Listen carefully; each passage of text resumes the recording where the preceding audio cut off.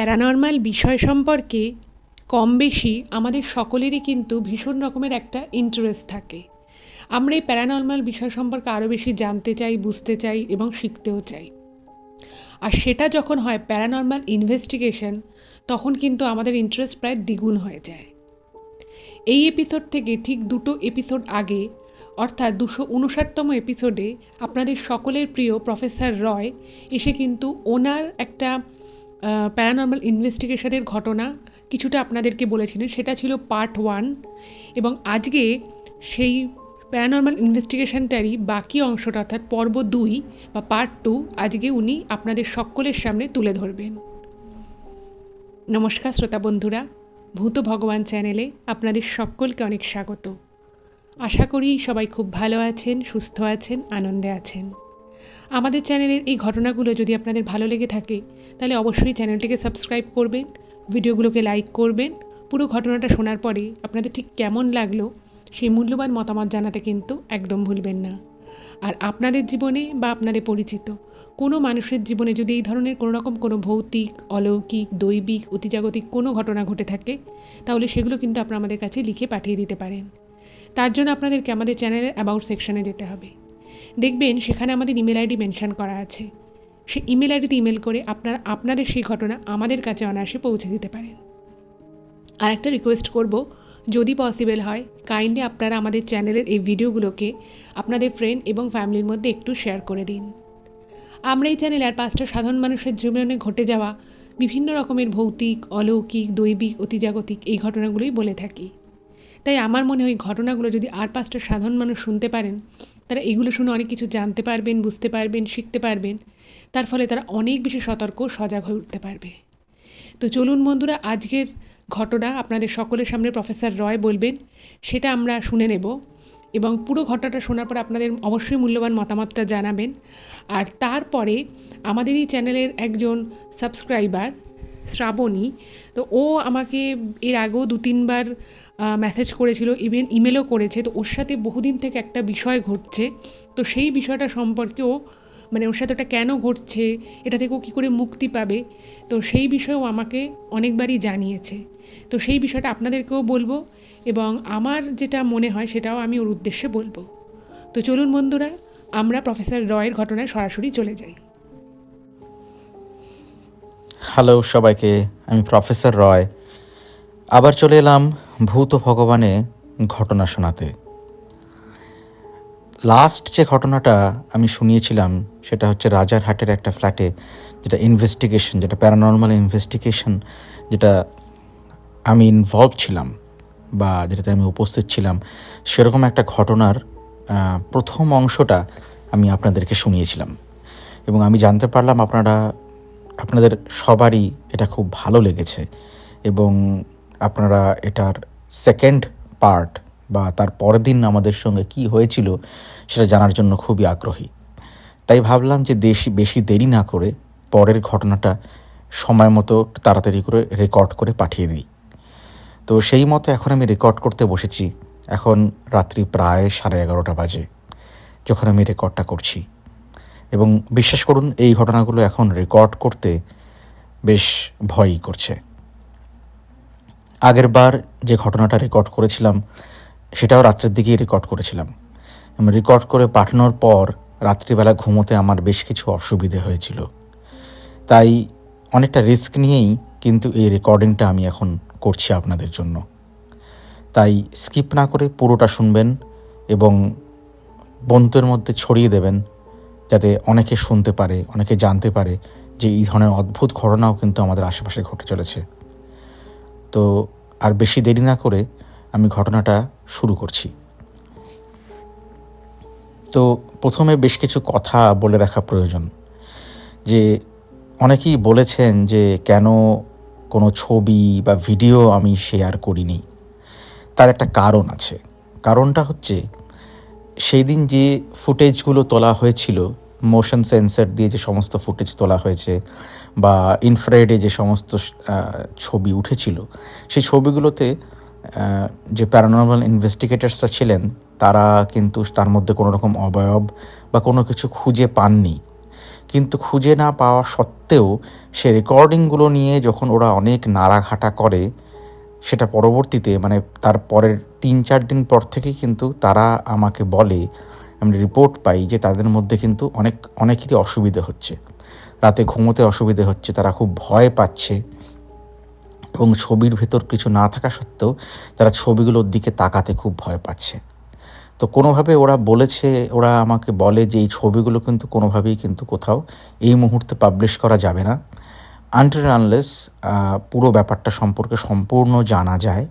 তার আগে এই ছবি বা ভিডিও বা রেকর্ডিং কোনো কিছুই কিন্তু ওরা আমার সঙ্গে শেয়ার করেনি, ফলে আমার কাছে কোনো কপি নেই এবং ওরা এটা করতেও রাজি নয়। এবং একটা কথা বলে রাখি যে পুরো ব্যাপারটার সঙ্গে যে ইনভেস্টিগেশনটা হয়েছিল, সেই ইনভেস্টিগেশন যেটা হয়েছিল এবং যেটা হচ্ছে এখনও হচ্ছে, সেই ইনভেস্টিগেশনটার মধ্যে আমি কিন্তু একটা প্যাসিভ রোলে আছি, মানে আমি কিন্তু অ্যাক্টিভলি পার্টিসিপেট করছি না। যে যত রকম স্পিরিট কল, যেটা আমি আজকে আপনাদেরকে বলবো, একটা অদ্ভুত বিষয়, সেটা আপনারা শুনুন, সেগুলোতে কিন্তু আমি অ্যাক্টিভলি পার্টিসিপেট করিনি, ওরা আমাকে বারণ করেছিল।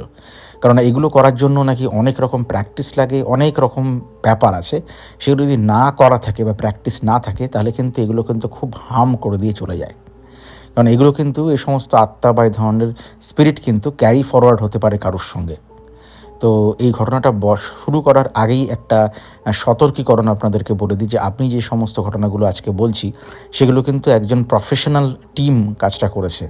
তো আপনারা দয়া করে এই সমস্ত কাজ নিজেরা কিন্তু বাড়িতে কোনো জায়গায় কখনো বা কোনো একটা ভুতুরে বাড়ি হয়তো খোঁজ পেলেন, সেখানে গিয়ে এসব করতে যাবেন না। করলে কিন্তু আপনারা নিজেরাই বিপদে পড়বেন। কারণ এই টিমের কিছু লোকজনও কিন্তু অনেক কিছু ফেস করছে এই সমস্ত ছবি, ভিডিও, এই সমস্ত সব কিছু স্পিরিট কল এসব করার পরে। এবং ভগবানের কৃপায় আমি এখনও পর্যন্ত কিছু ফেস করিনি। তার কারণ হচ্ছে আমি কিন্তু এটাতে একটা প্যাসিভ রোলে ছিলাম। আমি কিন্তু পাশ থেকে দাঁড়িয়ে বা ওখানে থেকে উপস্থিত থেকে শুধু শুনেছি, আমি কিন্তু কোনো রকম কমিউনিকেট করার চেষ্টা করিনি। তাই আপনাদেরকে যে ঘটনাগুলো বলবো বা যা যা দেখেছি বলবো, যা যা শুনেছি বলবো, কিন্তু আমি নিজে কিন্তু কোনো রকম কমিউনিকেট কিন্তু করিনি স্পিরিটের সঙ্গে।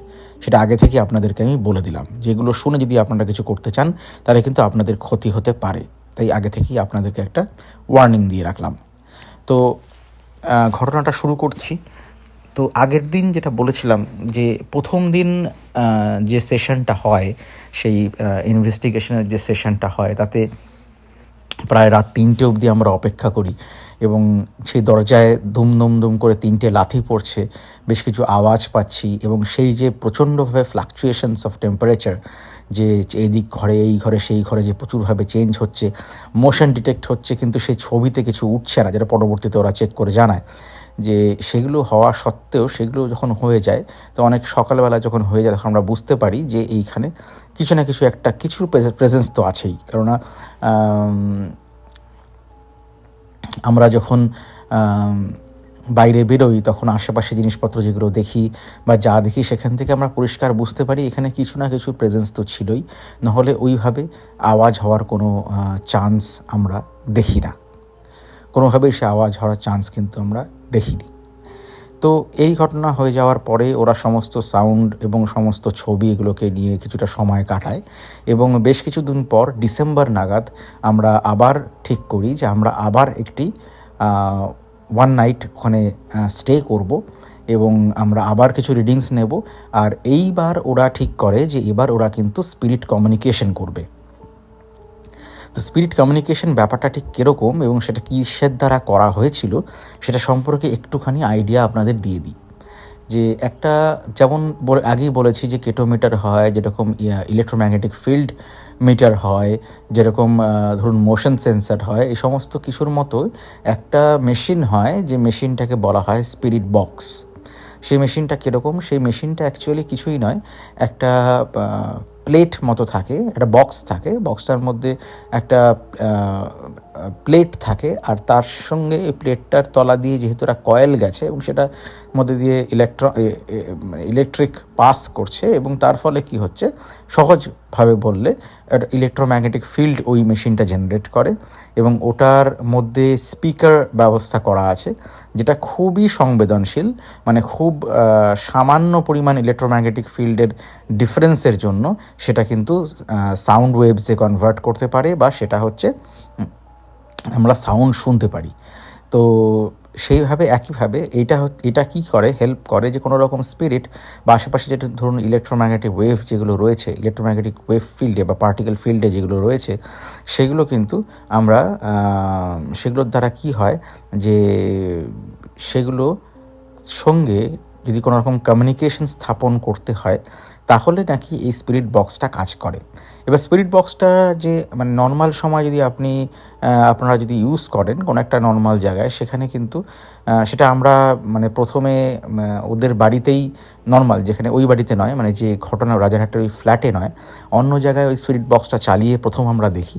এবং নর্মাল যখন কোনো কাউকে ডাকা হচ্ছে বা কেউ এখানে প্রথমে এসে জিজ্ঞেস করছে যে কেউ কি এখন আমাদের সঙ্গে উপস্থিত আছে, এরকম জিজ্ঞেস করা হয়েছে, তাতে কিন্তু কোনো রকম চেঞ্জ অফ আউটপুট, মানে ওই যে স্পিকারটা আছে সেখান থেকে যে আউটপুটে যে চেঞ্জটা হবে, যে কোনো রকম অন্য কিছু আওয়াজ আসবে, সেরকম কিছুই হচ্ছে না। এবং সেটা খুবই একটা হিসিং সাউন্ড যেরকম নর্মাল আসতে থাকে সেরকম আসতে থাকছে। তার ফলে কিন্তু কোনো রকম চেঞ্জ হচ্ছে না। কিন্তু যেটা ওরা আমাকে বলে, যদি এখানে কোনো স্পিরিট থাকে এবং স্পিরিটের সঙ্গে যদি কোনো রকম কমিউনিকেশন যদি কোনোভাবে স্থাপন করা যায়, তাহলে যদি কমিউনিকেশনটা হয় তাহলে নাকি হিসিং সাউন্ডের মধ্যে ভাইব্রেশন ডিফারেন্সেস তৈরি হয় এবং সেখান থেকে নাকি পরিষ্কারভাবে কোনো রকম কিছু শুনতে পাওয়া যায় না। মানে পরিষ্কার একদম যেভাবে আপনাদেরকে এখন ঘটনাটা আমি রেকর্ড করছি, এত পরিষ্কারভাবে কিন্তু কোনো কথা শুনতে পাওয়া যায় না।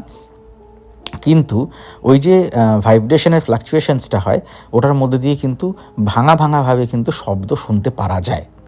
এটাই হচ্ছে দাবি, এবং এটা হচ্ছে একটা বক্স, যে বক্সের মাধ্যমে কমিউনিকেশন করা সম্ভব। এবং এইখানে এটা একটা নর্মাল স্পিকারের থেকে এর জন্যই আলাদা, কেননা এখানে খুব সাইলেন্ট, খুব সামান্য ডিফারেন্সেস অফ ইলেকট্রোম্যাগনেটিক ওয়েভ বলুন বা ইলেকট্রোম্যাগনেটিক যে ফিল্ড, তার সামান্য পরিবর্তনের জন্য কিন্তু তার একটা সাউন্ডে কনভার্সন করা সম্ভব। এবং এটাই হচ্ছে এই যন্ত্রটার বিশেষত্ব। তো সেরকমই ঠিক করা হয় যে আমরা একই রকমভাবে আমরা বেশ রাতের দিকেই আমরা ওখানে চলে যাব, এবং আমাদেরকে আগে থেকে উনি চাবি দিয়ে রেখেছিলেন। তো আমরা ওইখানে চলে যাব এবং আমরা ওখানে রাত্রিটা পাস করব। তো এরকমই কথা মতো আমরা ডিসেম্বরের সেকেন্ড উইকে, মানে লাস্ট ইয়ার 2023 ডিসেম্বরের সেকেন্ড উইকে একটা উইকেন্ড দেখেই আমরা কিন্তু ওই বাড়িটাতে আবার যাই এবং ওই অ্যাপার্টমেন্টটায় আবার ঢুকি। এবং সেখানে আগের বারের মতোই আমরা প্রথমে কিন্তু যেটা করি সেটা হচ্ছে সে সমস্ত স্পেসিফিক জায়গা, যেটা রান্নাঘরের পাশের পোর্শনটা বা যে ঘরটাতে সবচেয়ে বেশি উপদ্রব হয়েছিল, মানে প্রথম যে ঘরটা, সেই উপদ্রব যেখানে হয়েছিল সেই ঘরটার দরজার পাশে আমরা এবার যেটা করি সেটা হচ্ছে একটা শুধুমাত্র মোশন সেন্সার নয়, ওইখানে আমরা একটা জিনিস লাগাই, যেটা হচ্ছে ইএমএফ যে ফিল্ডের যে ভ্যারিয়েশনটা, সেটা যাতে ধরা যায়। মানে ওখানে যদি কোনো রকম ইলেকট্রোম্যাগনেটিক ফিল্ডে যদি কোনো রকম ভ্যারিয়েশন হয় বা চেঞ্জ হয়, খুব দ্রুত যদি পরিবর্তন হয়, তাহলে সেটাকে ক্যাপচার করার জন্য একটা মেশিন আছে, সেই মেশিনটা সেন্সারটা ওখানে লাগানো হয়। তার সঙ্গে সঙ্গে আমরা টেম্পারেচার ড্রপ যদি হয় বা হাই যদি বাড়ে, তার জন্য আমরা কিন্তু একটা ওখানে সেন্সার লাগাই। কেননা ওই জায়গাতেই কিন্তু মেন শব্দটা আমরা শুনতে পেরেছিলাম, যে কেউ বেশি যেন দুম দুম দুম করে 3 বার লাথি দিয়ে চলে গেছিল। তো এই মেন জায়গাটা আমাদের ছিল, যেটাই আমাদের এক্সপ্লোর করার ছিল। তো আমরা একইভাবে কি করি, যে ওই ঘরটাতে বসি এবং যেরকমভাবে আমরা সমস্ত সেট আপ করে দিয়ে চলে যাই। সেট আপ করে এবার আগের বার যেটা মনে আছে আপনাদের নিশ্চয়ই, যে আগের বার যখন আমরা বলেছিলাম যে সেট আপ করে চলে যাওয়ার পর আমরা যেদিন প্রথম দিন ফিরেছিলাম, রাত্রিবেলা যখন এসেছিলাম আবার আমাদের ডিনার করে, তখন আমরা দেখেছিলাম যে আমাদের ঘরের সমস্ত মেশিনগুলো কিন্তু উল্টো পাল্টে গিয়েছিল। কিন্তু এবার কিন্তু সেটা কিন্তু হয়নি। আমরা একই রকমভাবেই চেষ্টা করেছিলাম যে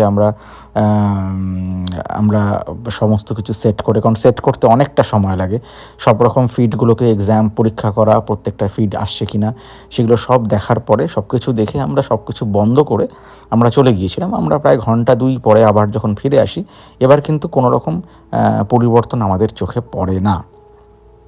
এইটা দেখে মানে আমাদের সঙ্গে যারা ছিলেন উনারা, মানে ইনভেস্টিগেটার্সরা মন্তব্য করেন যে হতে পারে যে এখানে আছে সে বুঝতে পেরেছে যে আমরা তাদের কোনো রকম ক্ষতি করছি না বা কোনো রকম আগেরবার কিছু করিনি, তাই বোধ হয় কোনোভাবে যে আছে সেও হয়তো আমাদের সঙ্গে কমিউনিকেট করতে চায়। তো এইভাবে এইটাই ও বলে। তো তারপরে আমরা যেটা করি সেটা হচ্ছে আমরা ওই ঘরটাতেই বসি এবং আমরা লাইট জ্বালিয়েই বসে থাকি এবং দরজাটাকে ভেজানো থাকে, দরজাটাকে এবার আমরা বন্ধ করিনি। এবং এইভাবে মোটামুটি আমরা ঢুকি প্রায় 11:30 নাগাদ। তো তারপর থেকে প্রায় আমরা বসেই আছি। তো 12:30, 1টা, 2টো নাগাদ যখন হয়, 2টো নাগাদ যখন বাজা শুরু করে, তখন কিন্তু আমরা আমাদের যে সিস্টেমে, যে ল্যাপটপে যে সমস্ত রিডিংসগুলো আসা শুরু করে, সেখানে কিন্তু আমরা পরিষ্কার দেখতে পাই যে আমাদের ঘরের বাইরে ওই দরজার পাশে ওইখানে যেখানে আমরা টেম্পারেচার সেন্সার লাগিয়েছি সেইখানে কিন্তু টেম্পারেচার খুব দ্রুত নেমে যাচ্ছে। এবং যেহেতু ওটা মানে আমরা ডিসেম্বর বলছি কারণ তখন অলরেডি শীত একটু রয়েছে, তা সত্ত্বেও ওই টেম্পারেচারে কিন্তু একটা বিশাল পরিবর্তন লক্ষ্য করা যায়। মানে 10-15 ডিগ্রির ডিফারেন্স, এটা কিন্তু স্বাভাবিক কোনোভাবেই নয়, ঠিক আছে। তার সঙ্গে সঙ্গে ইলেকট্রোম্যাগনেটিক যে ফিল্ডের যে একটা ভ্যারিয়েশন, সেই ভ্যারিয়েশনটা কিন্তু পরিষ্কারভাবে আমরা দেখতে পাচ্ছিলাম যে ওখানে কি হয়, ওই স্ক্রিনটাতে মানে কম্পিউটার স্ক্রিনটাতে ওই আপনাদের বোঝার সুবিধার জন্য বলছি, ইলেকট্রোম্যাগনেটিক ফিল্ডের যে ভ্যারিয়েশনসগুলো সেগুলো বিভিন্ন কালার দিয়ে রিপ্রেজেন্ট করে। যে কোনো জায়গায় যদি কোনো কিছু পরিবর্তন হয় তাহলে সেখানে ওটা আস্তে আস্তে অ্যাম্বার থেকে আস্তে আস্তে ওটা ইয়েলো, অ্যাম্বার, তারপরে রেড হয়ে যায় ওটা। তো সেরকমই দেখাচ্ছিল যে আমাদের যে করিডোরটা আর যে দরজাটার পাশটা, ওখানে মাঝে মাঝেই কিন্তু একটা রেড মতো হয়ে যাচ্ছে, আবার আস্তে আস্তে অ্যাম্বার হয়ে ওটা ইয়েলো হয়ে যাচ্ছে, এরকমভাবে দেখাচ্ছিল। তো আমরা এগুলো যখন দেখছি, এগুলো দেখতে দেখতে আমাদের হঠাৎ করেই একদম সাডেনলি কি হয় যে আমরা ঘরের লাইট অন রেখেছিলাম, আমাদের লাইটটা কিন্তু অফ হয়ে যায়।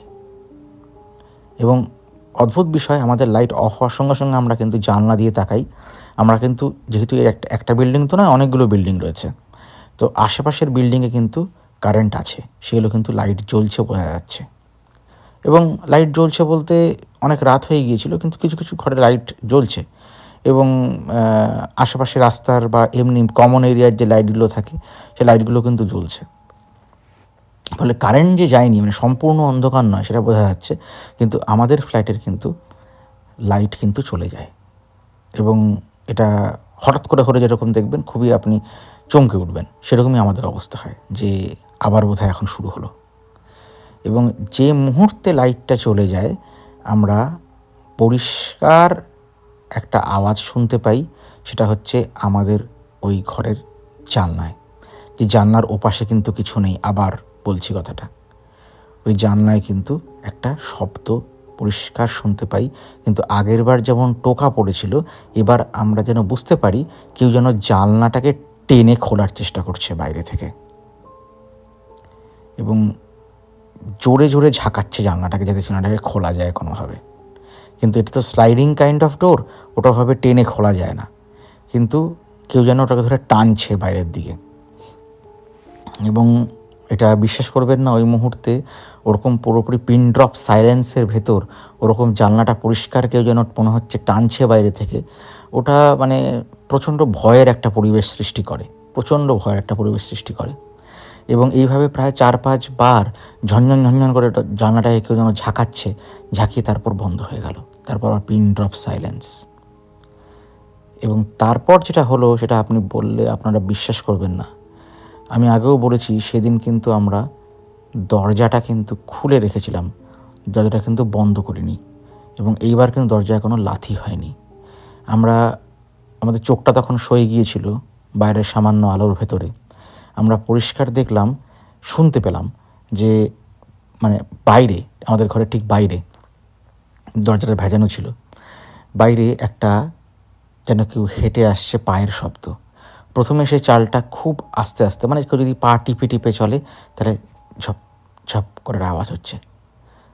তারপরেই ধুপ করে প্রচণ্ড জোরে যেন কেউ দৌড়ে আসছে, যেরকমভাবে হঠাৎ করে যদি দৌড়ে আসে, ধুপ করে দৌড়ে এসে দরজাটাকে ধরো এক টানে বন্ধ করে দিয়ে চলে গেল। তো আমরা যাকে বলে প্রচণ্ড রকমই, মানে আমি অ্যাটলিস্ট প্রচণ্ড রকমই ভয় পেয়ে গিয়েছিলাম। দরজাটা কিন্তু টেনে বাইরে থেকে কেউ বন্ধ করে দিয়ে চলে গেল। দরজার মধ্যে কিন্তু আর কোনো গ্যাপ নেই, পরিষ্কার দরজাটা কিন্তু বাইরে থেকে বন্ধ। এখানে বলে রাখি, দরজাগুলো কিন্তু বাইরে থেকে বন্ধ করা যেত, এখনকার প্রচণ্ড আধুনিক ফ্ল্যাটে যেরকম বাইরে থেকে কোনো মানে লক ছাড়া বন্ধ করা যায় না, সেরকম নয়। এনারা কোনো কারণে সেসব দরজাতে কিন্তু নর্মাল হ্যাজবোল্টের মতো বা ছিটকিনির মতো লাগানো ছিল। এবং আমরা বন্ধ করার সঙ্গে সঙ্গে আমরা উঠে গিয়ে সে দরজাটা খুলতে গিয়ে টানতে গিয়ে বুঝতে পারলাম দরজাটা কিন্তু বাইরে থেকে কেউ ছিটকিনি লাগিয়ে দিয়েছে। এবার আপনারা বুঝুন যে কি পরিবেশ সৃষ্টি হতে পারে। দরজাটা কিন্তু কেউ বন্ধ করে দিয়েছে বাইরে থেকে। এবং এই মুহূর্তে ওদের মধ্যে থেকে একজন বলে ওঠে যে somebody is trying to play with us, যে আছে সে আমাদের সঙ্গে কোনো রকম একটা খেলা করার চেষ্টা করছে। সেটা ভালো খেলা না খারাপ খেলা সেটা পরের ব্যাপার, কিন্তু ওরকম রাত 2টো বাজে দরজাটা কেউ বাইরে থেকে বন্ধ করে দিয়ে চলে যাচ্ছে এবং ওই ঘরে আমরা ছাড়া কেউ নেই। আর কম্পিউটার স্ক্রিনে তখন ফ্ল্যাকচুয়েশনস দেখতে পাওয়া যাচ্ছে, রেড মার্ক দেখা যাচ্ছে, EMF-এ টেম্পারেচার প্রচুর ড্রপ করে গেছে বাইরে। এবং দরজাটা বন্ধ করে দেওয়ার পরেই আবার দৌড়ে এসে 3টে লাথি পড়ল দরজায়, দুম দুম দুম করে। এবং যখন লাথিটা পড়লো সে সময় কিন্তু মোশন সেন্সারে কিন্তু আগের দিনের মতোই আবার অন হয়ে গেল এবং ফ্ল্যাশেস তৈরি হলো। আমরা সেটা সরাসরি দেখতে পাচ্ছিলাম আমাদের কম্পিউটার স্ক্রিনে, কিন্তু সেই ছবিতে কিন্তু কিচ্ছু আসছে না। কিন্তু 3টে আওয়াজ কিন্তু ওরকম, যেহেতু পিন ড্রপ সাইলেন্সের মতো, কারণ আমরা এতটাই সন্ত্রস্ত এবং ভীত ছিলাম, অ্যাটলিস্ট আমি, যে আমি কিন্তু তখন একটা পাতা পড়লেও তার শব্দ শুনতে পাবো। তো ওরকম একটা অবস্থায় যদি কেউ দরজার মধ্যে কষে কষে 3বার লাথি মেরে চলে যায় দুম দুম দুম করে, তাহলে কতটা ভয়ের পরিস্থিতি সৃষ্টি হতে পারে সেটা আপনারা ভেবে দেখুন। কিন্তু ওই আগের দিনের মতোই ওই লাথি হওয়ার পরে আর কোনো কিন্তু শব্দ শোনা যাচ্ছে না। তারপরে আমরা অনেকক্ষণ কিছুক্ষণ বসে থেকে উঠে দরজাটাকে টেনে খোলার চেষ্টা করি, কিন্তু কোনোভাবেই কিন্তু দরজাটাকে আমরা খুলতে পারি না। দরজাটা ভেতর থেকে বন্ধ হয়ে গেছে, বাইরে থেকে খুব বন্ধ করে দিয়ে গেছে দরজাটা। এরপরে সময় দেখার জন্য হোক বা কোনো কারণে হোক আমাদের মধ্যে থেকে একজন মোবাইলটা খুলে কিছু দেখতে চায়, সময় হোক বা কিছু দেখতে চায়, এবং মোবাইলটা খুলে দেখে যে তার মোবাইলটা কিন্তু বন্ধ হয়ে গেছে। অন করতে গিয়ে দেখেছে ব্যাটারি নেই। তখন পাশের ছেলেটি ওর মোবাইল বন্ধ দেখে সেও তার মোবাইলটা বার করে, এবং অদ্ভুত বিষয় যে আমাদের 4 জনেরই সেই মুহূর্তে মোবাইল কিন্তু বন্ধ হয়ে গেছে। মোবাইল কিন্তু সবারই চার্জ দেওয়া ছিল, মোবাইলটা কিন্তু ফুললি ড্রেইনড আউট হয়ে গেছে। এটা অদ্ভুত বিষয়। মোবাইল ফুললি ড্রেইনড আউট, আমরা কিন্তু কাউকে যোগাযোগ করতে পারবো না। আমাদের ওই যার মালিক সে হয়তো পরের দিন আসবে, খোঁজ নেবে, সে আলাদা কথা, কিন্তু আমাদের কিন্তু দরজা বাইরে থেকে বন্ধ। আমাদের কিন্তু কোনোভাবে বেরোনোর কিন্তু কোনো পথ নেই। অ্যাটলিস্ট চিৎকার করে যদি কাউকে ডাকা না যায়, কোনো পথ কিন্তু সে মুহূর্তে নেই। আর পাওয়ার নেই ঘরের ভেতরে। আমাদের সিস্টেমগুলো ব্যাটারিতে চলছে, নিজস্ব সোর্সেস দিয়ে চলছে, এগুলোর ব্যাটারি চার্জ করা থাকে। এবার যেটা হলো, সেই ব্যাটারিগুলো কিন্তু চলছে, এটা আমরা খুবই অদ্ভুত বিষয়। কিন্তু এরপরে আমরা দেখলাম আস্তে আস্তে আমরা যেরকম 3-4টে জিনিস লাগিয়েছিলাম সিস্টেম, সেগুলো কিন্তু আস্তে আস্তে বন্ধ হয়ে গেল একটা করে। কারণ প্রত্যেকটাই চলতে গেলে ফিড যেটা জেনারেট করছে সেগুলোকে যখন কম্পিউটারে ট্রান্সফার করতে হয়, সেগুলোর জন্য কিন্তু প্রথম কথা ওয়াইফাই লাগে, তার সেকেন্ড কথা লাগে হচ্ছে পাওয়ার ওয়াইফাই সবই কিন্তু চলে গেল। কারণ এইগুলো প্রত্যেকটাই হচ্ছে আমাদের মোবাইলের ফিড দিয়ে চলছিল। তো আমরা হঠাৎ করে দেখতে পারলাম যে আমাদের কম্পিউটারটাও যেহেতু পাওয়ার ছাড়া চার্জে ছিল, নর্মাল ব্যাটারিতে চলছিল, সেটাও প্রায় ওয়ার্নিং দিয়ে দিল। এবং প্রায় আমরা বুঝতে পারলাম বেশ কিছুক্ষণ ধরেই আমাদের কিন্তু কোনো রকম সিগন্যাল সিঙ্ক হচ্ছিল না। মানে বাইরে থেকে যা আসছে সেটা আদৌ কী হচ্ছে সেটা কিন্তু সরাসরি আমাদের কম্পিউটারে আসছিল না, কারণ আমাদের ফোনগুলো বন্ধ হয়ে গিয়েছিল, যেটা আমরা জানতাম না। ফলে হটস্পটগুলো বন্ধ হয়ে গেছিলো। আর পাওয়ার চলে যাওয়ার পরে কোনোভাবে সেটা অদ্ভুতভাবেই সমস্ত ব্যাটারিগুলো যেখানে, কারণ আমাদের ওই সমস্ত যে ইনস্ট্রুমেন্টগুলো প্রত্যেকটাই কিন্তু ব্যাটারিতে চলে, এবং সেগুলো চলে যাওয়ার ফলে যেটা হয় সেটা হচ্ছে যে সমস্ত ইনস্ট্রুমেন্টগুলো কিন্তু ড্রেইন হয়ে যায়, মানে কোনোটাই আর কাজ করছে না। এরকম একটা অবস্থায় আমরা প্রায় চুপ করে প্রায় 20-25 মিনিট আমরা চুপচাপ বসে আছি। আমি পার্সোনালি প্রে করছি যে এখান থেকে যেভাবেই হোক বেরোতে হবে, কারণ এটা মানে খুব ভালো জায়গা নয়। কারণ এইরকমভাবে বন্দি করে দিয়ে আমাদের চলে গেছে, বাইরে দরজা ছিটকিনি দিয়ে চলে গেছে, এবং এখন এই মুহূর্তে কিছু করার নেই। কাউকে যোগাযোগ করতে পারা যাচ্ছে না, বাইরে থেকে কোনো সেন্সার বা যেগুলো আছে কোনো ছবিও আমরা পাচ্ছি না। এই সময় আমাদের সঙ্গে একটা জিনিস, যেটা আগেও বললাম, একটা নতুন মেশিন, নতুন একটা যন্ত্র সেদিন কিন্তু আমাদের ঘরে ছিল। তাদের মধ্যে থেকে একজন, ইনভেস্টিগেটরের মধ্যে থেকে একজন সেই যন্ত্রটাকে অন করতে গিয়ে দেখে সেই যন্ত্রটা কিন্তু অন হলো। সেই যন্ত্রটার মধ্যেও কিন্তু একটি ব্যাটারি আছে, কিন্তু সেই ব্যাটারিটা কিন্তু যায়নি। খুবই অদ্ভুত বিষয়, মানে এগুলো সায়েন্টিফিক্যালি ব্যাখ্যা করা খুব মুশকিল।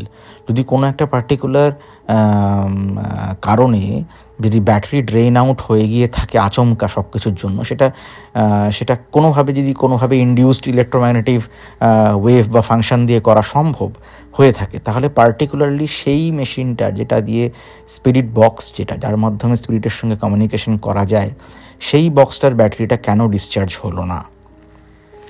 এই প্রশ্নটার উত্তর আমার কাছে নেই। মানে আমি বিজ্ঞান নিয়ে চর্চা করা সত্ত্বেও আমি এর উত্তর আজও এখনও খুঁজে পাইনি যে কেন। কিন্তু যখন ওরা ওটাকে চেক করে তখন দেখা যায় যে না, ওটার ব্যাটারি আছে এবং ওটা কিন্তু অন হয়। এবং আমরা ওটাকে যেমন বলেছিলাম আগে, অন্য জায়গায় অন করেছিলাম, তার ফলে একটা আওয়াজ হতে থাকে, এভাবে একটা আওয়াজ কিন্তু কন্টিনিউয়াসলি হতে থাকে ওটা থেকে আউটপুটে। কারণ ওটা সামান্যতম ফ্লাকচুয়েশনসকে ওটা সাউন্ডে কনভার্ট করে, তার জন্য এরকম একটা আওয়াজ কিন্তু পাওয়া যায়।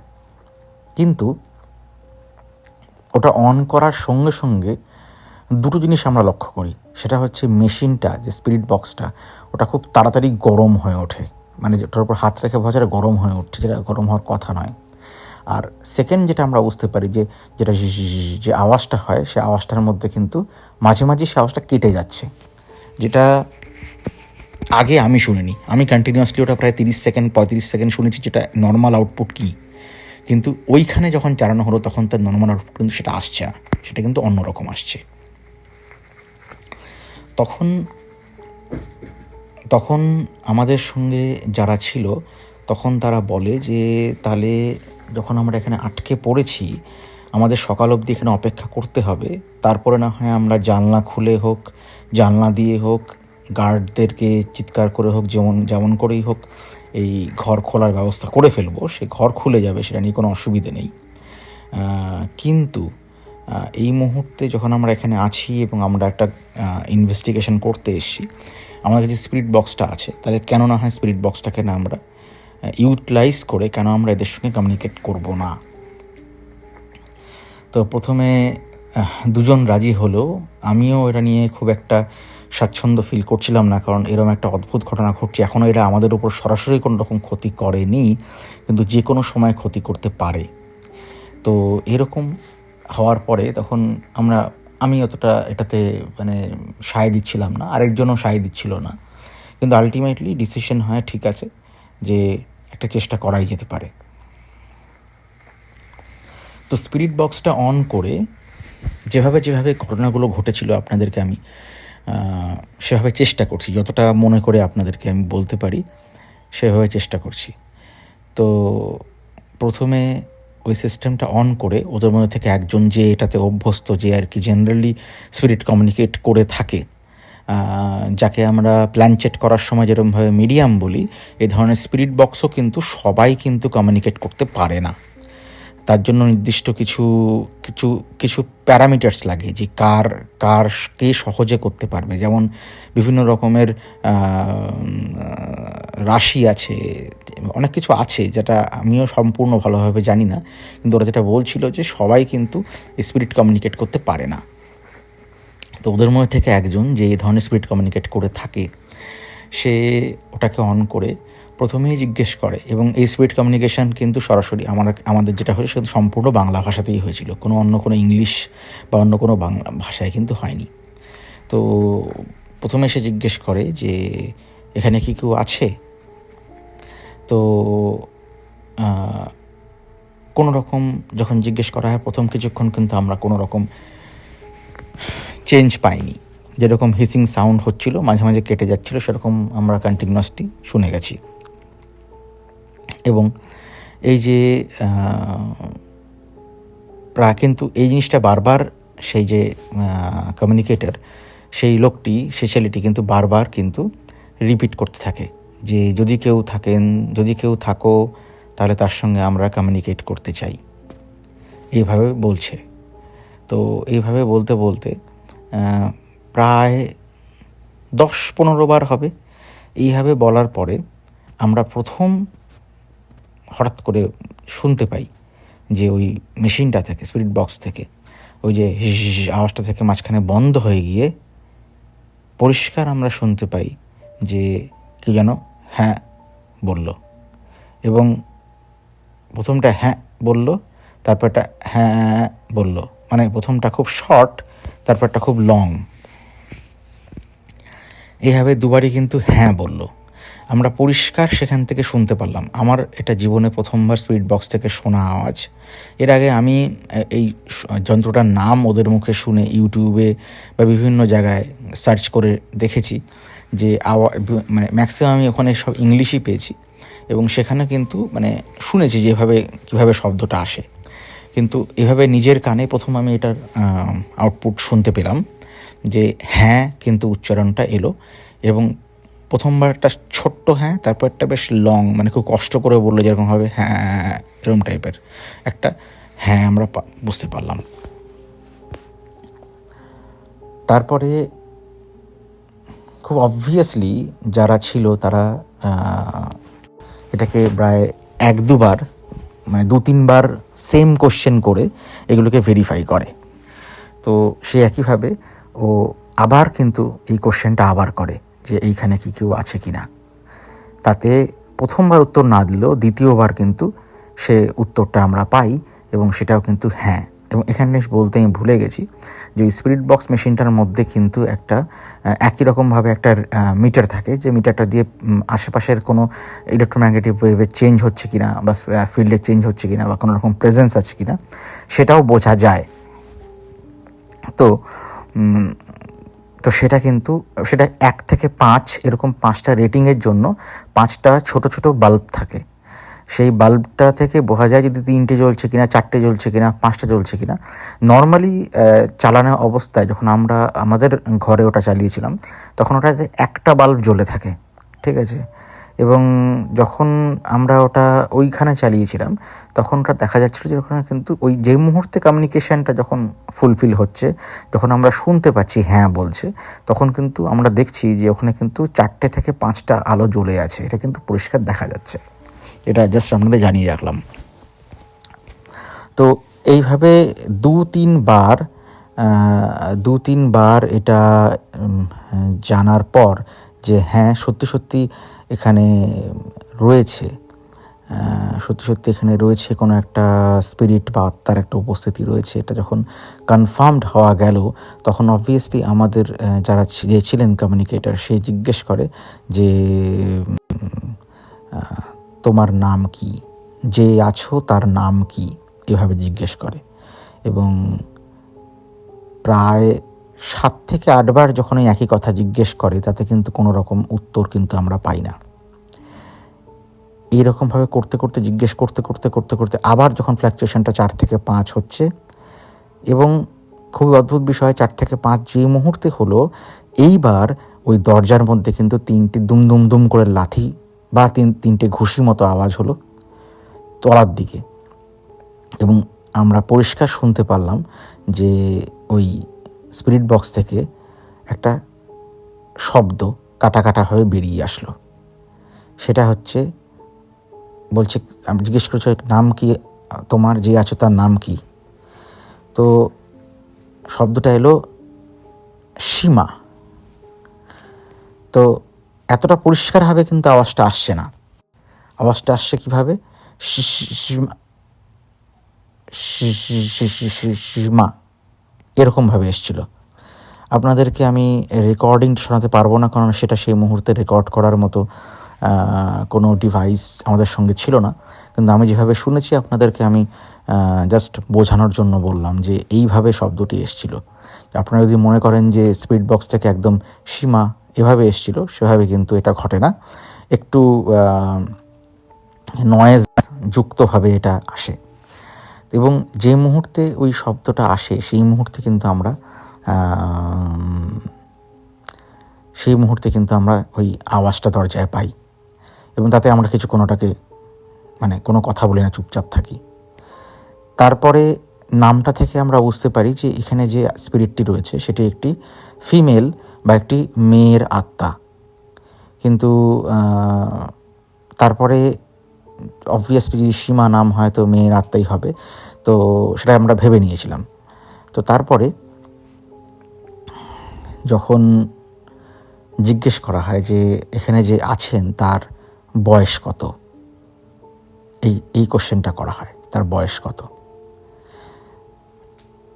এই কোশ্চেনটা করার পরেও একইভাবে অনেকক্ষণ উত্তর আমরা পাই না। তারপরে উত্তরটা না পাওয়ার পরে অনেকক্ষণ পরে একটা জাস্ট একইভাবে আসে, বলে 1। তো 1 বছর, এটা আমাদের একটু অসুবিধা হচ্ছিল ভাবতে যে 1 বছর, জেনারেলি এত ছোট বয়সে আমরা কোনো রকম কজ সেই মুহূর্তে মাথায় খাটছিল না। কিন্তু অদ্ভুত বিষয়, প্রায় 3-4 মিনিট পর ওখান থেকে আবার একটা আবার ওরকম 4 থেকে 5 জ্বলে ওঠে। আর ওখানে যেটা বলে সেটা হচ্ছে 2। তো 1, তারপরে বলছে 2। তারপরে আমরা এভাবে প্রায় বেশ কিছুবার কোশ্চেনটা রিপিট করা হয়। তারপরে আমরা বুঝতে পারি যেটা ও বলছে সেটা হচ্ছে 12 বা 12, 1ও নয় 2ও নয়, 12। তো 12 বছর বয়স। আমরা বুঝতে পারলাম, আমাদের কাছে এই 3টে তথ্য এলো যে ওই মুহূর্তে যে স্পিরিট আমাদের সঙ্গে উপস্থিত ছিল তার নাম যেটা বলছে সেটা সীমা, এবং যেটা তার বয়স হচ্ছে 12, এবং সে একটি স্পিরিট যেটি হচ্ছে ফিমেল স্পিরিট, যেটা আমরা বুঝতে পারি। মেল না ফিমেল কিন্তু আমরা সেটা জিজ্ঞেস করিনি তখনও। তারপরে যেটা হয় সেটা হচ্ছে যে আমরা যেটা জিজ্ঞেস করি স্পিরিট বক্সের থ্রু দিয়ে, যে আপনি কি এখানে থাকতেন? কারণ আগেই আমি বলেছি এটা কিন্তু একটা নতুন ফ্ল্যাট হিসেবে কিনেছিল, কারোর থেকে কিন্তু রেন্টেড, পুরনো ফ্ল্যাট বা রিসেল কিন্তু উনি কেনেননি। তো তা সত্ত্বেও এটাকে ভেরিফাই করার জন্য আমাদের জিজ্ঞেস করি যে আপনি কি, যে এখানে যার কথা বলছে এখানে আছেন, তিনি কি এখানেই থাকতেন? তারই কি এটা বাড়ি? আপনি এখানে আছেন কেন? এর উত্তরে একটাই উত্তর আসে, হচ্ছে না। অনেকগুলো কোশ্চেন করা হয়ে গিয়েছিল, তারপরে আবার যখন ভেঙে ভেঙে কোশ্চেনটা করা হয় যে এখানে কি আপনি থাকেন বা এটা কি আপনার বাড়ি, তখন উত্তর আসে না। এবং এটা বেশ কবার আমরা ভেরিফাই করি যে প্রতিবারই কিন্তু নাই আসে উত্তরটা। এবং উত্তরটা এর জন্য যে কোশ্চেনটা ছিল যে আপনার কি এটা বাড়ি কি না, তাতে কিন্তু নাই আসে। এবার এক্ষেত্রে একটা মুশকিল স্পিরিট বক্সে কিন্তু কোনো বড় উত্তর আসানো কিন্তু মুশকিল। একদম সরাসরি আপনার সঙ্গে পুরো কথা বলছে, এভাবে বড় বড় উত্তর আসা কিন্তু খুব মুশকিল। এইভাবে যখন কথা হচ্ছে, বলছে না না, তারপরে আমরা কোনো রকম প্রশ্ন না করা সত্ত্বেও আমরা হঠাৎ করে দেখতে পাই যে আমাদের জানলাটা আবার বাইরে থেকে কেউ যেন মানে টানছে খোলার জন্য, এবং দরজায় একই সঙ্গে একটা 3টে ধাক্কা পড়ছে দুম দুম দুম করে, এবং একটা ওই স্পিরিট বক্স থেকে একটাই শব্দ বেরিয়ে আসে, সেটা হচ্ছে কষ্ট, যেটা আমরা ডিসাইফার করে বুঝতে পারছি, মানে পরিষ্কারভাবে তো ওভাবে আসে না, কষ্ট এরমভাবে আসছিল কথাটা, এবং বারবার রিপিট করার পরে আমরা বুঝতে পেরেছি এটা বলতে চাইছে কষ্ট, যেটা ওরা বলছে। তো আমরা বুঝতে পারছি যে কিছু একটা প্রবলেম আছে, যেখানে একটা 12 বছরের কোনো একটা বাচ্চা মেয়ে সেটা কোনোভাবে কষ্টে এখানে রয়েছে, এটা তার বাড়ি নয়। তাহলে এটাই আমরা বুঝতে পারি। তো তখন এটা করতে করতে অনেকটা সময় চলে গিয়েছিল, প্রায় রাত্রি 3টে 3:30 মতো বেজে গেছে। তো এরপরে আমরা বলি যে আপনি যদি সত্যিই থাকেন, আপনাদেরকে কিন্তু আমরা কোনো রকম হার্ম করতে চাইনি, আপনি যদি বলেন তাহলে আমরা এখানে আর আসবো না, কিন্তু যদি আপনি সত্যিই থাকেন তাহলে আপনি চলে যান, আপনার সঙ্গে আমাদের কথা হয়ে গিয়েছে, কিন্তু আপনি যদি সত্যিই থাকেন তাহলে আমাদের দরজার এই ছিটকিনিটা খুলে দিয়ে যান। এটা বেশ কবার রিকোয়েস্ট করার পরে স্পিরিট বক্সের আওয়াজটা একবার খুব তীব্রভাবে উপরে উঠে একদম আবার প্রথম দিকের মতো হোয়াইট নয়েসে কনভার্ট হয়ে যায়, এবং আমরা পরিষ্কার শুনতে পাই কেউ যেন দৌড়ে এসে করে দৌড়ে এসে বাইরে থেকে আমাদের দরজার ছিটকিনিটা খুলে দিয়ে আবার দৌড়ে চলে যায়, এবং দরজাটার হয়তো একটু ইনক্লাইন্ড এমনিতেই ছিল, দরজাটা হালকা করে ক্যাঁচ করে একটু ভেতরের দিকে খুলে আসে, মানে দরজাটা কেউ খুলে দিয়ে বেরিয়ে গেল। এখনও বলতে গেলে আমার এখনও রাত হয়ে গেছে, বলতে বলতে রেকর্ড করছি ঘটনাটা, আমার গায়ে এখন কাঁটা দিচ্ছে। সেদিন ওই জায়গায় বসে মানে ওই পুরো ব্যাপারটা ঘটার ফলে মানে কতটা যে অ্যাড্রিনালিন রাশ আমাদের মধ্যে হয়েছিল সেটা আমি বলে বোঝাতে পারবো না।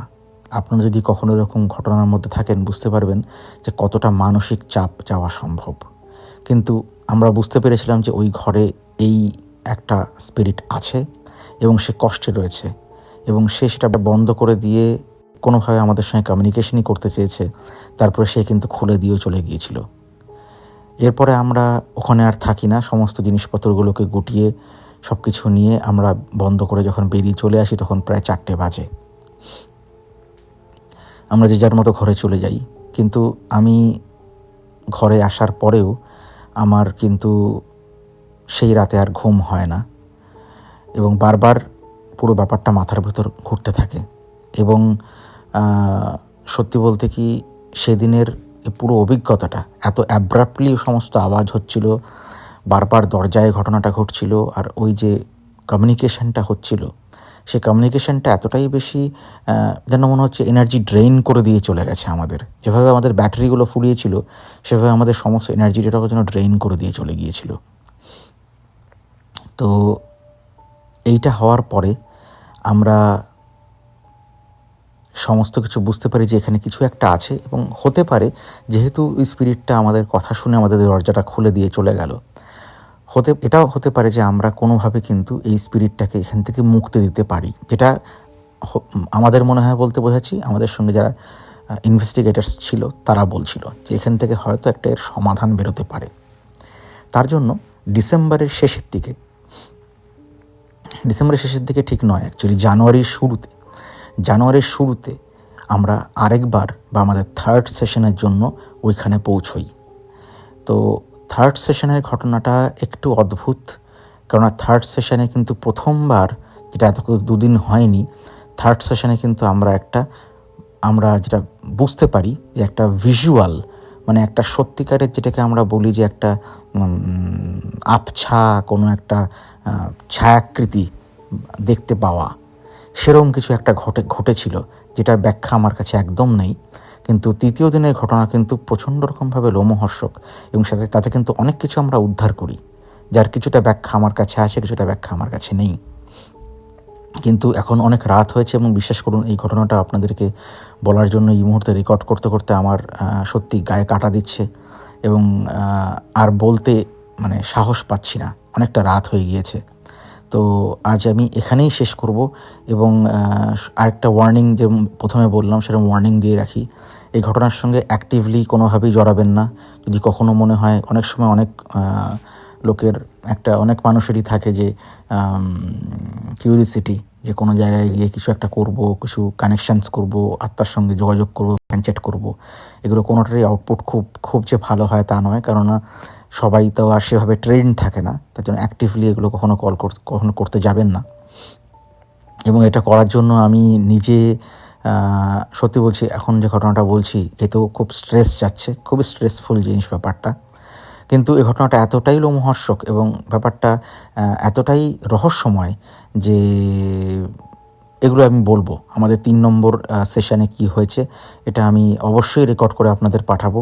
যদি আপনারা শুনতে চান অবশ্যই জানাবেন কারা শুনতে চান, এবং ভিডিওটাকে লাইক করবেন এবং লোকেদের বন্ধুদের মধ্যে শেয়ার করে দেবেন। আমি যেটা শুনতে পাই যে অনেকেই ভিডিও দেখে যান কিন্তু লাইক করেন না। এটাতে কিন্তু আলটিমেটলি এই ভিডিও যারা করছে তারা কিন্তু সেভাবে কিন্তু ইন্সপিরেশন পাচ্ছে না, উৎসাহ পাচ্ছে না। তো আপনারা এটা করবেন, লাইক করে দিন একটা, তাতে সুবিধা হবে ওদের, এবং আমরাও যারা রেকর্ড করছি এতক্ষণ ধরে ঘটনাটা পুরোটা শোনালাম আপনাকে, আমরাও উৎসাহ পাবো। তো আবার ফিরে আসব। আজ এখানেই শেষ করছি।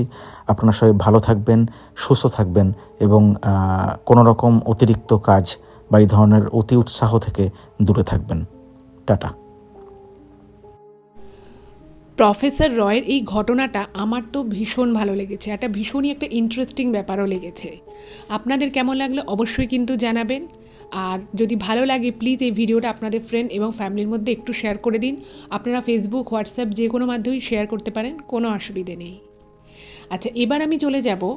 শ্রাবণী একটা মেসেজ আমাকে করেছিল, ইভেন ও 2-3টে ইমেলও করেছে। তো আমি ইমেলগুলো এর আগেও দেখেছিলাম, কিন্তু আমি ভেবেছিলাম যে হয়তো ও ওর মতো করে ব্যাপারটাকে ফিগার আউট করে নিতে পারবে। কিন্তু লাস্ট ও যখন আমাকে ইমেল করে তো আমাকে রিকোয়েস্ট করেছে যেন আমি বিষয়টা নিয়ে কোনো একটা পর্বে আলোচনা করি। তো আমি ভাবলাম যে তাই আজকেই আমি ব্যাপারটা নিয়ে একটুখানি বলি। তো শ্রাবণীর যে প্রবলেমটা প্রথমে হচ্ছে, যেটা ও ইমেলে লিখেছে, আমি সেইটা একটু আপনাদের সকলের সাথে শেয়ার করছি। সেটা হলো, ও বর্ধমানের একটা কলেজে কেমিস্ট্রি অনার্স নিয়ে সেকেন্ড ইয়ারে পড়ে। তো ও ছোটোবেলা থেকে যেটা লিখেছে যে ও পড়াশোনায় যথেষ্ট মনোযোগী, যথেষ্ট পড়াশুনো করতে ভালোবাসে। এমন নয় যে বাড়ি থেকে ওকে প্রচণ্ড জোরজার করা হয় বলেই ও পড়াশুনো করে। তো উচ্চ মাধ্যমিক অবধি ওর খুবই ভালো রেজাল্ট ছিল এবং ও ভালোভাবেই রেজাল্ট করে কেমিস্ট্রি অনার্স নিয়ে ভর্তি হয়, এবং সেটাও কিন্তু ওর পছন্দের যে কলেজটা ছিল সেখানেই ভর্তি হয়। এই অবধি কিন্তু সব কিছু ঠিকঠাক ছিল। এইবারে প্রবলেম যেটা শুরু হয়, যেটা ও লিখেছে, যে কলেজে ভর্তি হওয়ার কিছুদিন পর থেকেই, মানে একদমই হঠাৎ করে, মানে ও যখন ক্লাস 7-8-এ পড়তো তখন থেকেই ওর ইচ্ছে ছিল যে ও কেমিস্ট্রি নিয়ে পড়াশুনো করবে। তো ওর যেহেতু উচ্চ মাধ্যমিকের রেজাল্ট ভালো ছিল, তো ওর পছন্দের সাবজেক্ট কেমিস্ট্রি, সেটাতে একটা ভালো কলেজে অনার্স পেয়ে যায় এবং সেখানেও পড়া শুরু করে।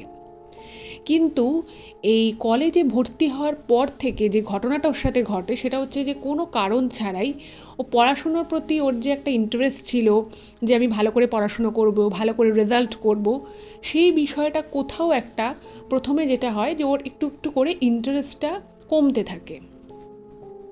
এবং প্রথমে ও নিজেও অবাক হয়ে যায় যে আমি এত পড়াশুনো করতে ভালোবাসতাম, আমি আমার পছন্দের সাবজেক্ট নিয়েই পড়াশুনো করছি, তারপরেও তো আমার সাথে এটা তো হওয়ার কথা নয়। আচ্ছা, এইটা একটা শুরু হলো। তো এটা যখন শুরু হয় তো তখন ও ভাবলো যে ঠিক আছে, আমি ওর বাড়িতেও সবাই ওকে বলে যে স্কুলের একটা আলাদা এনভায়রনমেন্ট থাকে, কলেজের আবার একটা আলাদা এনভায়রনমেন্ট। তো ওকে বলেছে যে তুই হয়তো হঠাৎ করে কলেজে গেছিস, তো সেই জন্য হয়তো ওখানকার পরিবেশ, ওখানে পড়াশুনোর যে প্যাটার্ন, সব কিছুতে হয়তো তোর একটু ওরকম মনে হচ্ছে, এটা আস্তে আস্তে ঠিক হয়ে যাবে। তো ও সেটাই ভাবে যে ঠিক আছে, আজ না হোক কাল না হোক পরশু ঠিক হয়ে যাবে। কিন্তু আস্তে আস্তে ও বুঝতে পারে যে ওর যেরকম একটা মানুষ আগে ছিল, সেই মানুষটা থেকে ওর পার্সোনালিটিতে কিছু কিছু চেঞ্জেস আসছে। তো সেটা হচ্ছে কীরকম, ও বলছে যে আমি, যেটা ও লিখেছে, যে ও প্রচণ্ড সাহসী ছিল, পড়াশুনো করতে ভালোবাসতো, পড়াশুনোর বাইরেও ও গল্পের বই পড়তে খুব ভালোবাসতো, মানুষের সাথে গল্প করতে ভালোবাসতো। এই সমস্ত জিনিস থেকে আস্তে আস্তে ও নিজেকে গুটিয়ে নিতে থাকে, ওর কিছুই যেন ভালো লাগে না। কলেজে প্র্যাকটিক্যাল করার সময় ওর ভালো লাগতো না, কখন মনে হতো বাড়ি যাবে, বাড়ি গিয়ে ওর ভালো লাগতো না, মনে হতো যে ঘুমিয়ে পড়ি, এইরকম টাইপের।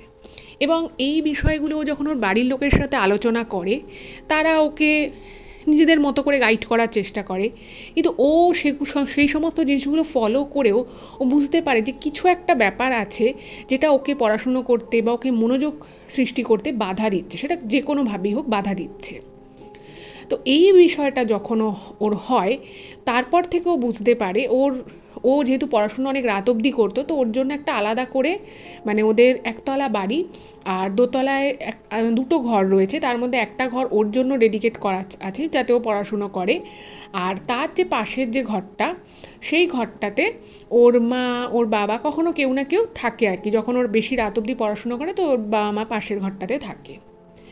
এবারে ওর যে সমস্যাটা যেটা ও লিখেছে, যে যবে থেকে ও কলেজে ভর্তি হয়েছে তবে থেকে ওর কেন জানি না মনে হয় যে রাত হলেই মনে হয় যেন ওর ঘরে কেউ বসে রয়েছে। মানে ও কিন্তু কিছু দেখতে পায় না, যেটা ও লিখেছে যে আমি চোখে কিছু দেখতে পাই না, কিন্তু আমার মনে হয় যেন আমার ঘরের পাশ দিয়ে কেউ সরে গেল, কেউ বসে রয়েছে। মানে আমার আমার হয়তো খুব পড়তে ইচ্ছে করছে একটা সাবজেক্ট বা একটা চ্যাপ্টার যেটা ওর কলেজে খুব ইম্পর্টেন্ট, পড়তেই হবে, পরীক্ষার ক্ষেত্রেও ইম্পর্টেন্ট, ও সেটা নিয়ে পড়তে বসলো, বাট ওই 10 মিনিট 15 মিনিটের পরেও কোনো কনসেন্ট্রেশন দিতে পারে না। তো এই বিষয়টা নিয়ে ও প্রথম থেকেই প্রচণ্ড আর কি ডিস্টার্বড হয়েছিল। তো যাই হোক, অনেক রকমভাবে যোগা করে মেডিটেশন করেও ও চেষ্টা করেছে। তো যাই হোক, তো এইভাবেই ওর ফার্স্ট ইয়ার কেটে যায় এবং যথারীতি ওর রেজাল্ট ভালো হয় না। তো সেটার জন্যই ও মানে বারবার আমাকে লিখছিল, বা যেটা ও ইমেলে লিখেছে, যে এটা ও কোনোভাবেই ওই বিষয়টা থেকে বেরোতে পারছে না। মানে আগের থেকে একটু হয়তো ওর উন্নতি হয়েছে, কিন্তু ওর ওই সবসময় মনে হয় যে কেউ একটা ঘরে আছে, কিছু একটা হচ্ছে, এই রকম। তো এখানে ও মানে বলেছে যে আমার কি মতামত থাকতে পারে, বা আদৌ ওর সাথে অ্যাকচুয়ালি এটা কি হচ্ছে সেই বিষয়ে যেন আমি একটু বলি। তো প্রথম কথা হচ্ছে যে আমার যেটা পুরোটা শুনে বা পড়ে মনে হয়েছে যে অনেক সময় এটা হয় যে পড়াশুনোর ক্ষেত্রে অনেক কিছু আমাদের প্রথমে হয়তো খুব ভালো লাগে, কিন্তু তারপরে কোথাও গিয়ে মনে হয় যে ব্যাপারটা খুব মনোটোনাস হয়ে যাচ্ছে। তো সেটা একটা ব্যাপার হয়। আর দ্বিতীয় হচ্ছে যে এখনকার দিনে আমরা এত বেশি সোশ্যাল মিডিয়া ব্যবহার করি, এত কিছু কোর্স, এত পড়াশুনোর বিভিন্ন লাইনের সম্পর্কে আমরা জানি। তো অনেক সময় কি হয় যে আমরা আমাদের পছন্দের বিষয় পড়লেও আমাদের হয়তো আমরা মনে কিছু একটা ভেবেছি, বা কিছু একটা কোর্স সম্পর্কে জেনেছি, বা কিছু একটা সাবজেক্ট সম্পর্কে জেনেছি। তো সেসব ক্ষেত্রে হয় কি, আমাদের কনসেন্ট্রেশনটা না ব্রেক করে যায় এবং আমরা তখন সেই বিষয়টা নিয়ে বেশি ভাবতে থাকি। এগুলো কিন্তু হয়। আর যে হ্যালুসিনেশনটা ওর মনে হচ্ছে, বাট ও চোখে কোনোদিনই কিছু দেখেনি, সেটাও যে মানে একেবারেই কখনো হতে পারে না তা কিন্তু নয়। আর আমি বলবো, তোমার যদি তারপরেও এরকম কিছু মনে হয়, আমার যেটা মানে আমার দিক থেকে আমি বলতে পারি যে তুমিও মানে যখনই তোমার এরকম মনে হবে যে ঘরে কেউ রয়েছে বা কিছু একটা নেগেটিভ এনার্জির মধ্যে তুমি পড়ে যাচ্ছ, তো সেই সময় আমার মনে হয় তুমি 10 বার মা দুর্গার নাম, তিনি তো মানে জগৎজননী, দুর্গতি নাশিনী মা দুর্গা, তো তুমি 10 বার মা দুর্গার নাম আর 10 বার শ্রী বজরঙ্গলির নাম নিতে পারো। আর এই একটা যে পোটেনশিয়াল বা নিজের মধ্যে নিজের যে আত্মবিশ্বাস বলুন, সেটা কিন্তু নিজের মধ্যেই ক্রিয়েট করতে হবে, এটা আমার যেটা মনে হয়। শুধু এই প্রবলেম বলে নয়, এরপরে পরবর্তী সময় আরও অনেক রকমের সমস্যা আসতেই পারে, সব মানুষের জীবনেই আসে। তো সেই সমস্ত ক্ষেত্রের জন্য কিন্তু নিজেকে আগে থেকেই প্রস্তুত করতে হয়। আর আমার মনে হয় সেই মানসিক জোর বা সেই দৃঢ়তা যে বানানোর যে সময়, সেটা কিন্তু এটাই। তো আমার মনে হয় এটা করলে বেটার হবে। তো আমি যখন এই ঘটনাটা এখানে আলোচনা করলাম, নিশ্চয়ই ও শুনছে। তো তোমার মানে তুমি এইটা আমার মনে হয় শুরু করো, এবং তারপরে আশা করি একদিন তুমি ইমেল করে জানাবে যে আমাদের সকলের সামনে, আমি সেটাও শেয়ার করব যে এই জিনিসটা ফলো করে বা নিজেকে এভাবে নিজের মানে মানসিক দৃঢ়তাকে বাড়িয়ে তারপরে তোমার রেজাল্টটা কী আসে। এবং আমি যেটা বললাম, 10 বার মা দুর্গার নাম আর 10 বার শ্রী বজরঙ্গলির নাম, এইটা নাও, আমার মনে হয় তোমার যা যা প্রবলেম আছে সমস্তটা মিটে যাবে, এটা আমার মানে বিশ্বাস। আর সেটা হোক, তুমি ভালো থাকো, এটাই আমরা চাই। আর অবশ্যই সেটা কিন্তু জানিও, অবশ্যই আমি সেটা এই ভূত ভগবানের সকল দর্শকদের সাথে শেয়ার করব। তো এইটাই ছিল। আজকের ঘটনা এটাই ছিল, আজকের অনুষ্ঠান। আপনাদের কেমন লাগলো অবশ্যই কিন্তু জানাবেন, আর শেয়ার করতে একদম ভুলবেন না। আর এখনও যদি সাবস্ক্রাইব না করে থাকেন প্লিজ সাবস্ক্রাইব করুন। সকলে ভালো থাকবেন, দেখা হচ্ছে পরবর্তী ভিডিওতে। নমস্কার।